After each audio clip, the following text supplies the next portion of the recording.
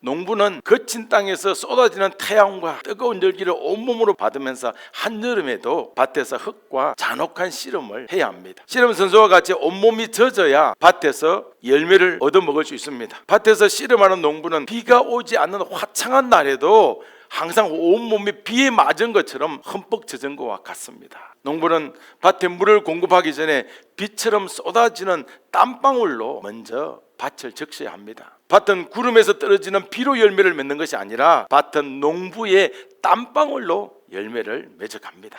그만큼 밭을 가꾸고 밭에 씨를 뿌리고 밭에 물 관리를 하는 것은 매일매일 사투를 벌이는 일입니다. 농부의 귀한 수고와 땀이 있기에 풍성한 열매가 맺힙니다. 농부의 수고는 결코 작다고 할 수 없어요. 누군가 씨를 뿌리는 자가 있기 때문에 누군가는 그 열매를 먹게 됩니다. 누군가는 밭에서 씨름하기 때문에 누군가는 시원한 그늘에서 열매를 먹을 수 있습니다. 농부의 수고는 지금 한국이 IT 강국이라고 해서 반도체만 신경을 쓴다고 할지라도 농업은 더 중요하고 농부는 더 근본이 됩니다. 농부의 존재에 대해서 모두가 감동해야 되고 모두가 칭찬해 주어야 합니다. 씨 뿌리고 물을 대주는 농부의 수고가 없다면 인류는 배부를 수가 없습니다. 오늘 아볼로와 바울의 이 농부 같은 수고는 고린도 교회를 세웠고 바르게 양육하는 그런 기초가 되었습니다. 오늘 말씀에 나오는 고린도 교회는 저절로 시작되지 않았어요. 고린도 교회를 개척한 자가 있습니다. 고린도 교회에 대해서 말하기를 우리 PPT 6절을 한번 읽어볼까요? 6절을 보면 나는 심었고라고 표현하고 있어요. 심었다는 말은 요즘 말로 하면 개척했다 이런 의미예요. 이방인이었던 고린도 교인들에게 예수 그리스도를 믿게 해주었다는 의미입니다. 바울이 심었기 때문에 고린도 교인들은 예수를 받아들이고 예수를 믿게 되었어요.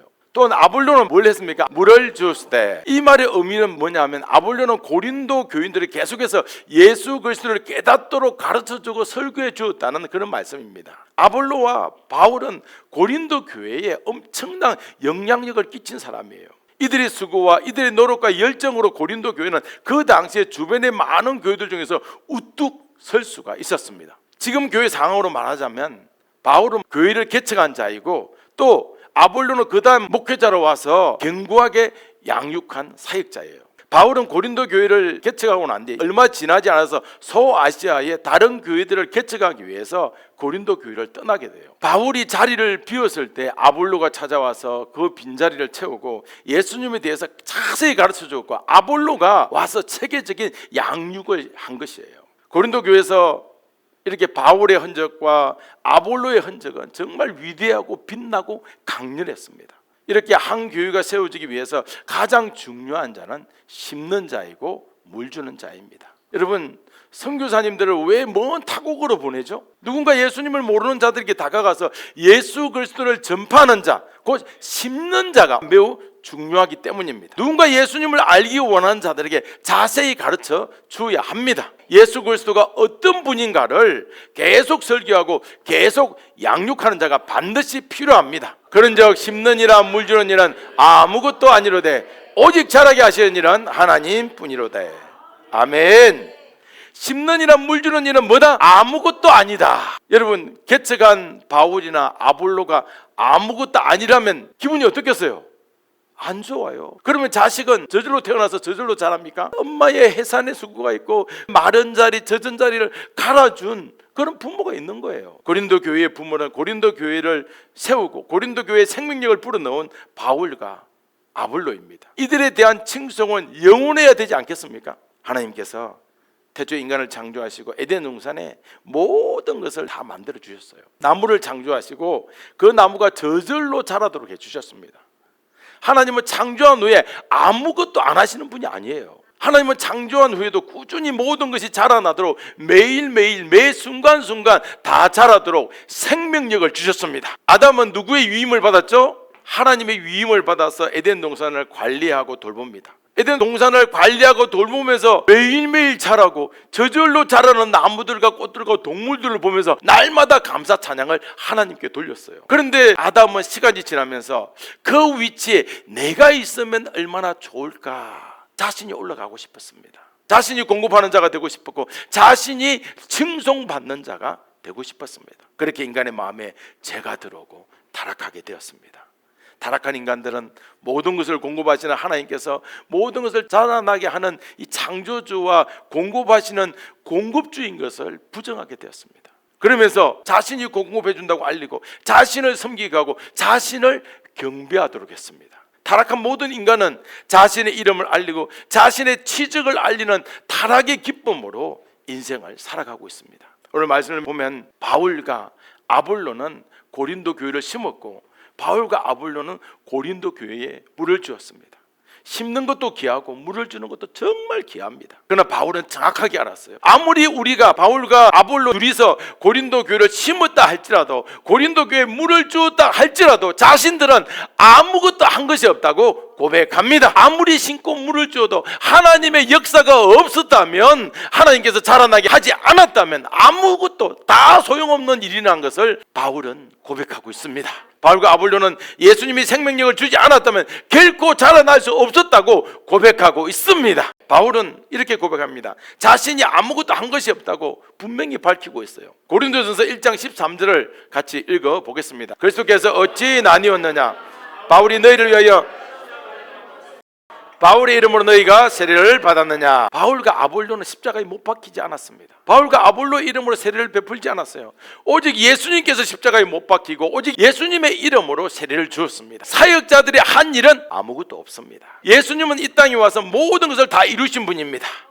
예수님은 자신이 생명력을 갖고 있지만 그 사역들을 예수님 자신이 하지 않고 제자들에게 맡겼습니다. 세례도 예수님의 이름으로 베풀었지만 실제로 제자들이 베풀었어요. 요한복음 4장 2절을 같이 읽어봅니다. 예수께서 친히 세례를 베푸신 것이 아니요 제자들이 베푸신 것이라. 예수님의 이름으로 요단강에서 세례를 베풀었지만 실제로 세례식을 거행한 자들은 예수님의 제자들이었어요. 제자들이 했지만 누구 이름으로? 예수의 이름으로 세례를 준 것입니다. 백성들은 예수님의 이름으로 세례를 받았습니다. 세례를 직접 베푼 제자들은 별로 중요하지 않습니다. 세례를 베풀기 위한 예수님이 중요합니다. 모든 생명력은 예수님에게서 다 나옵니다. 절대로 제자들을 주목하면 안 됩니다. 예수님은 진리를 전가하는 분이 아닙니다.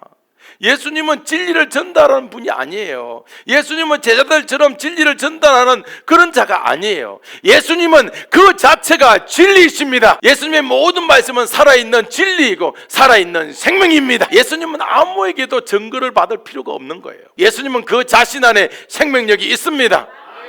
예수님의 생명력은 제자들에게도 없었고 어떤 인간에게도 없습니다. 오직 모든 생명력을 공급해 주시는 분은 인류의 오직 한 분인 예수 그리스도이십니다. 예수님 외에는 생명력을 공급할 자가 없는 거예요. 예수님은 일반적인 인간이 아니고 예수님은 하나님과 동등하신 분이십니다. 하나님과 같이 생명을 공급할 수가 있습니다. 하나님과 같이 진리를 말할 수 있습니다. 예수님만이 모든 만물을 소생시키시고 모든 만물의 생명을 주는 신적 능력이 있습니다. 우리 인간이 죽었다가 다시 부활하는 것은 예수님이 공급하는 생명력이 있기 때문입니다. 모든 인간을 다시 부활시킬 수 있는 분은 오직 예수님밖에 없습니다. 예수님은 생명을 공급하시고 영적으로 자라나게 하기 위해서 이 땅에 오셔서 자신의 생명을 주고자 자신의 살과 피를 주셨어요. 하늘에서 내려온 살아있는 떡이라고 했지만 유대인들은 그 말을 오해하고 그 말을 거부했어요. 어찌 평범한 갈릴리 출신의 천한 목수가 자신의 살을 죽였느냐며 비난하며 다투었습니다. 그러나 예수님은 그런 비난과 모욕 속에서도 분명히 말씀하셨습니다. 요한복음 6장 51절 52절입니다. 나는 하늘에서 내려온 살아있는 떡이니 사람이 이 떡을 먹으면 영생하리라. 내가 줄 떡은 곧 세상의 생명을 위한 내 살이니라 하시니라. 그러므로 유대인들이 서로 다투어 이르되 이 사람이 어찌 능히 자기 살을 우리에게 주어 먹게 하겠느냐. 아멘. 예수님께서는 자신의 살과 피를 주어서 영생을 주고자 했습니다. 십자가에서 자기 살과 피를 찢고 성찬에서 자신의 살과 피를 찢고 성찬에서 자신의 살과 피를 포도주와 빵으로 주려고 했지만 유대인들은 예수님의 살을 먹을 필요 없고 예수님의 들은 피를 마실 필요가 없다고 욕을 했습니다. 어찌 평범한 인간으로서 자신의 살과 피를 주어서 식인종처럼 예수의 살을 먹어야 하는지 유대인들은 도무지 이해할 수가 없었습니다. 도무지 유대인들은 받아들일 수가 없는 거예요. 유대인들은 그래서 예수님이 미쳤다고 했고 예수님께서 식인종 파티까지 하는 그런 자라고 유대인들은 생각을 했습니다. 그때 여러분 충격적인 일도 있었습니다. 예수님의 제자라고 따라다니던 모든 자들이 내 살과 피를 먹으라는 말에 오해하고 그냥 예수님 말만 들었으면 좋은데 그 옆에서 바리새인들이 어떻게 식인종 파티까지 하냐 하는 그 말을 듣고 예수님의 제자들까지 다 떠났어요. 12제자 빼고. 예수님은 영생과 생명을 공급하기 위해서 이 땅에 오셨지만 모든 유대인들은 예수님을 배척하고 예수님을 외면했습니다. 그 예수님은 이 땅에 내려와서 모든 역사를 일으켰습니다. 오병이어의 기적을 베푼 분은 바로 예수님이십니다. 5개의 떡과 2마리의 물고기로서 5,000명을 먹인 사건이에요. 사복음서에 다 등장합니다. 오병이어의 기적을 베풀어서 남자만 5,000명이었어요. 그러면 최소한 2-3만 명 되겠죠? 그렇게 풍족하게 먹일 때 그 빵과 물고기를 직접 나누어 준 자는 누구였어요? 제자들이었습니다. 제자들이 떡을 갖다 줄 때 제자들의 손이 기적처럼 보이는 거예요. 왜냐하면 조그만 바구니에서 계속 꺼내주니까 와, 제자들의 손, 기적의 손, 제자들의 눈빛, 사랑의 눈빛, 제자들의 발, 아름다운 발, 제자들이 갖고 있는 광주리에서 끊임없이 맛있는 생선과 맛있는 떡이 계속 나왔습니다. 분명히 누가 나누어 주었다고요? 제자들이 나누어 주었습니다. 분명히 제자들이 따스한 미소로 백성들에게 나누어 주었습니다. 빵을 받고 생선을 받을 때 백성들은 제자들에게 고맙다고 했습니다. 그러나 제자들은 아무것도 아닙니다. 제자들이 공급해 주는 것이 아니었습니다. 제자의 능력으로 나누어 준 것이 아니었습니다. 오직 예수님의 능력으로, 예수님의 생명력으로 모두에게 나누어 주었습니다. 제자들의 능력과 영성으로 이렇게 나누어 준 것이 아니에요. 예수님의 능력으로 모두에게 빵과 물고기를 원하는 대로 다 나누어 주었습니다. 우리 요한복음 6장 11절을 읽겠습니다. 예수께서 떡을 가져 축사하신 후에 앉아있는 자들에게 나눠주시고 물고기도 그렇게 그들의 원대로 주시니라. 아멘. 제자들이 자신들의 능력으로 자신이 주었다고 말한다면 그것은 거짓말이고 사기꾼이 됩니다. 강준리를 들고 다니면서 백성들에게 나누어 준 자는 아무것도 아니에요. 심지어 나중에 예수님을 배반한 가룟 유다도 강줄이 이렇게 들고 다니면서 빵과 물고기를 나눠주기까지 했어요. 다른 제자들과 똑같이 예수님을 배반한 가룟 유다에게도 기적이 일어났습니다. 그렇지만 가룟 유다가 공급해주는 빵이 아니에요. 예수님에게 있는 그 생명력이 제자들을 통해서 전달된 것뿐입니다. 예수님이 자신의 생명력을 나누어주기 원하시면 누구를 통해서라도, 심지어 자신을 배반한 악한 가룟 유다, 악한 죄인을 통해서도 그 일을 이루시는 분이 바로 예수님이십니다. 할렐루야! 생명이란 인간 안에 존재하지 않습니다. 인간이 아무리 생명력 있게 보인다고 할지라도 생명력이란 인간이 소유할 수가 없는 것입니다. 나무가 겨울을 맞이하면 모든 잎사귀가 다 떨어지고 앙상한 줄기만 남지만 뿌리가 살아있으면 생명력이 있는 겁니다. 이처럼 인간의 영혼이 예수님과 연결이 되면 아무리 혹독한 인생의 겨울을 맞이해도 봄이 오면 잎사귀가 자라나듯이 나무든지 인간이든지 뿌리와 영혼이 예수님하고 연결되면 봄에 다시 꽃을 피울 수 있습니다. 예수님이 생명력을 주면 어떤 인간도 영적으로 성장하게 됩니다. 그러나 예수님과 연결되어 있지 않으면 더 이상 자라날 수가 없어요. 생명이란 각 사람에게 존재하지 않고 아무리 죄 많은 인간이라고 할지라도 예수님이 주시는 생명력으로 영혼이 충만해질 수 있습니다. 영혼이 새로워질 수 있습니다. 예수님이 주시는 생명력으로 우리는 충만해지고 새로워지어서 그 생명력으로 예수님과 연결되어야 합니다. 어떤 인간도 어떤 자연도 예수님과 연결되어 있지 않으면 생명력 있게 자라날 수도 없고 생명력 있게 클 수도 없고 누가 보기에는 살아있는 것 같지만 결국 죽어 있는 그런 존재가 됩니다. 하나님 아버지는 인간에게 생명력이 없음을 보시고 인간들에게 생명력을 주고 싶었어요. 그래서 예수님을 이 땅에 보내서 모든 인간들에게 생명력을 다 주어서 다시 예수님과 연결된 모든 인간들이 다 영적으로 자라나며 하나님을 아는 고귀한 지식이 자라나도록 역사해 주셨습니다. 이런 역할은 도무지 인간은 할 수 없습니다. 어떤 인간도 그 안에 생명력이 없습니다. 그래서 예수님과 연결되어 생명력을 다시 회복시켜 주고자 하나님 아버지는 생명력이 가득한 예수님을 이 땅에 보내십니다. 하나님 아버지는 더 이상 인간들이 죽어가지 않도록, 더 이상 비참해지지 않도록 예수님을 보내십니다. 하나님 아버지는 꺼져가는 등불을 끄지 않고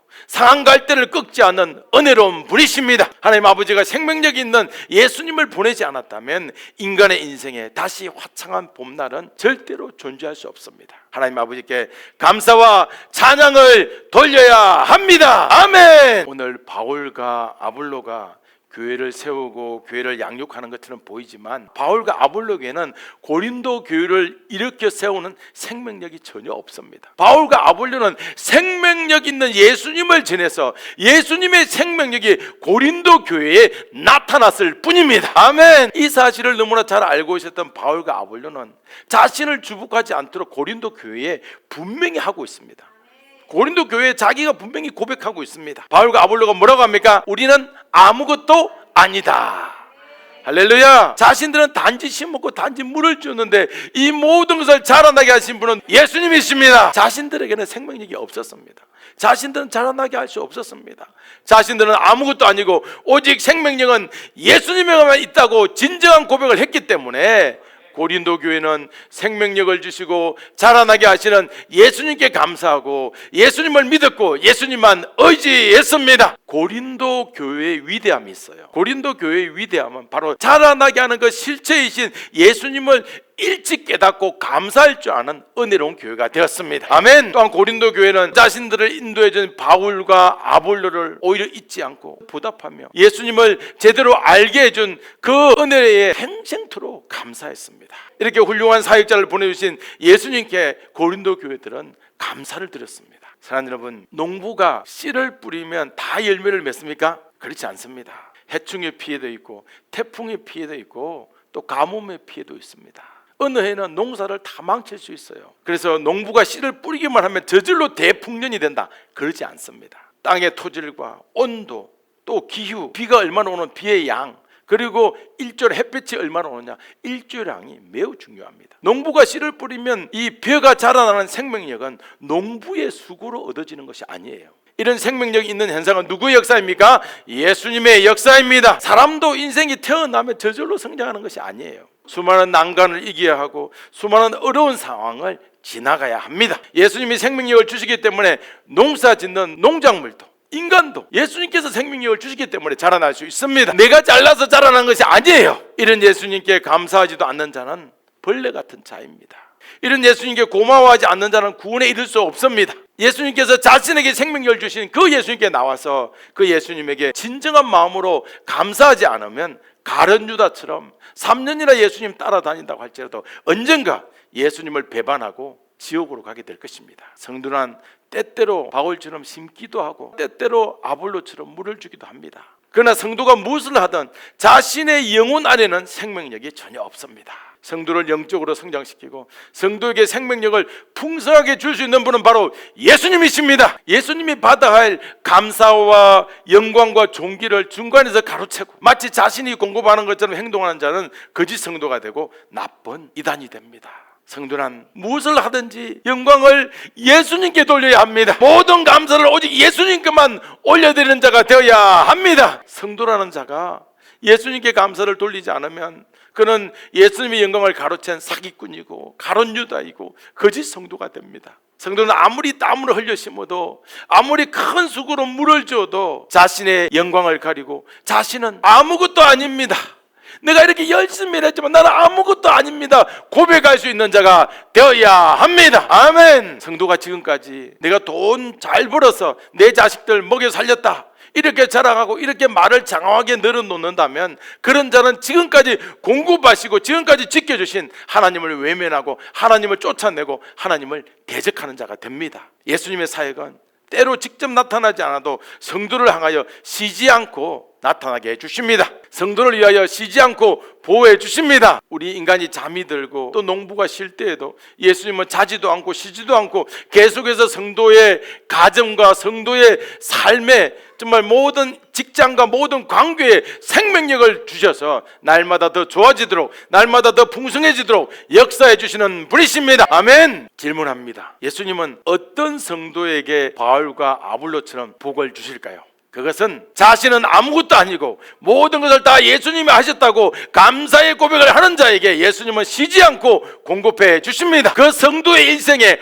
오늘 등장한 오병이어의 기적으로 날마다 복을 부어 주십니다. 그래서 이번 주에 우리 성도에게도 오병이어의 기적을 한번 경험해 보시길 소망합니다. 그러나 이런 감사를 돌리지 않으면 오병이어의 기적을 통해서 맛있게 먹어도 소화되기 전에 위경련으로 인해서 모든 것을 다 토하게 되는 가난한 인생을 살게 됩니다. 사랑하는 여러분, 이제 우리는 바울과 아볼로처럼 고백할 줄 아는 자가 되어야 합니다. 사랑하는 산소목교회 성도 여러분, 이제 우리는 바울과 아볼로처럼 큰 수고를 했다고 할지라도 내 자신은 아무것도 아니고 모든 것을 다 예수님이 했다고 진실한 고백, 진정한 고백을 해야 합니다. 그래서 예수님께 돌아가야 할 영광과 감사를 자신의 것으로 만드는 큰 제약에 빠지면 안 되는 거예요. 내가 직장을 열심히 다녀도 내 직장을 나에게 주시고 그 직장을 날마다 일할 수 있도록 해주신 분은 바로 예수님이라고 감사해야 합니다. 내가 열심히 자녀를 낳고 가르치고 양육했다고 할지라도 내가 자녀를 기른 것이 아니라 예수님이 자녀들을 길러주시고 돌봐주셨다고 감사하는 자가 되어야 합니다. 내가 오늘 내 다리로 걸어와서 내가 예배드리고 내가 또 찬양팀 하고 내가 교회 교사도 하고 내가 또 주방 봉사도 하고 내가 뭔가를 하더라도 지금까지 나는 아무것도 한 것이 없다고 고백할 줄 아는 이 시대의 바울과 아볼로가 되어야 합니다. 이 시대에 영적으로 깨어있는 자가 되어야 합니다. 예수님이 하시는 역사를 모르는 자는 예수님께 감사할 줄 모르는 자이고 영적으로 교만한 자이고 예수님을 대적하는 자가 됩니다. 우리는 지난날을 돌아보면서 고백해야 합니다. 모든 것을 다 예수님이 하셨습니다. 내 수고와 땀은 아무것도 아닙니다. 내 노력과 헌신도 아무것도 아닙니다. 내 가정과 내 직장과 내 건강을 돌보시고 나를 축복해 주신 분은 바로 예수님이십니다.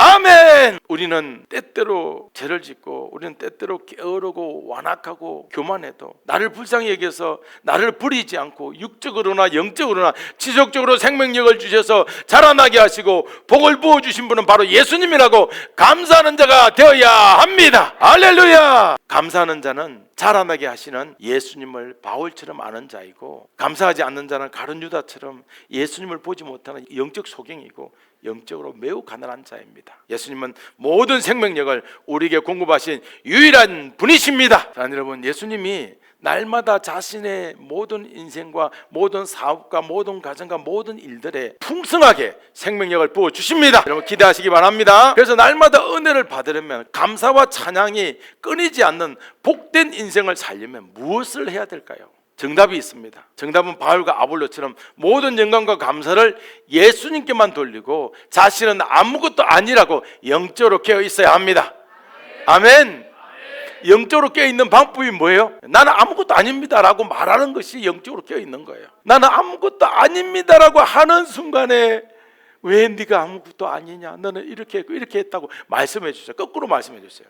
그런데 우리가 거꾸로 예수님 제가 이거 했고 저거 했고 이거 했잖아요. 그러면 이 거짓되고 악한 종아 하면서 혼을 내키시는 거예요. 그러면 우리가 영적으로 성숙한 자가 되려면 어떻게 해야 합니까? 하루아침에 바울과 아볼로처럼 우리가 영적으로 우뚝 설 수 있습니까? 아니에요. 지금 마음만 먹으면 바울과 아볼로처럼 모든 영광과 감사를 예수님께 돌릴 수 있는 그런 복된 자가 될 수 있습니까? 전혀 그렇지 않습니다. 모든 것은 시간이 필요해요. 시간을 갖고 천천히 자라나야 하고 모든 것은 예수님이 공급하시는 생명력으로 꾸준히 자라나야 합니다. 그렇게 하기 위해서 심는 바울과 물 주는 아볼로를 보지 않는 게 중요해요. 심는 바울과 물 주는 아볼로를 보지 않고 예수님을 보는 것은 매우 어려운 수준입니다. 사실입니다. 이건 좀 어렵습니다. 이렇게 높은 수준으로 올라가서 바울과 아볼로가 아니라 예수님을 보려면 자기 나름대로의 깊은 기도가 필요합니다. 그런 기도 시간을 가져야 해요.